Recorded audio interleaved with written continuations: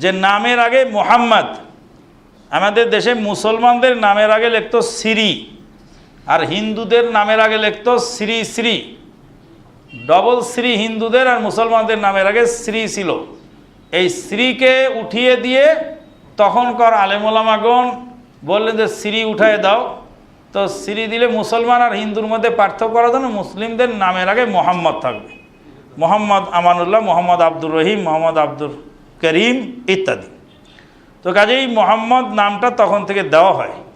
কেউ যদি এই নাম বরকতের আশায় দেয় তাহলে না জায়েজ, আর যদি তার নাম মোহাম্মদ হয়ে গেছে ওই জন্য দেয় তাহলে ইনশাল্লাহ সমস্যা নেই।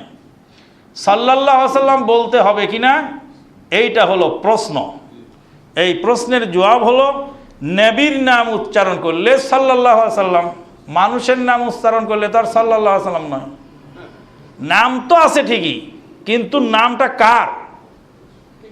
এবার দাউদ যদি কারোর নাম হয় তো দাউদ আলাইহিস সালাম বলবো? কারোর নাম যদি আবু বকর সিদ্দিক, এই আবু বকর সিদ্দিক রাদিয়াল্লাহু তাআলা আসো, হবে? এটা আবু বকর সিদ্দিক রাদিয়াল্লাহু তাআলার নাম, সেই নামটা এখন ইনার জন্য ব্যবহার করা হয়েছে, ইনি সাহাবী নন। কাজে এখানে আবু বকর, ওমর, ওসমান এগুলি বললেই চলবে। শুকরান জাজিলা। সুবহানাকাল্লাহুম্মা বিহামদিক, আশহাদু আল্লা ইলাহা ইল্লা আনতা আস্তাগফিরুকা ওয়া আতুবু ইলাইক।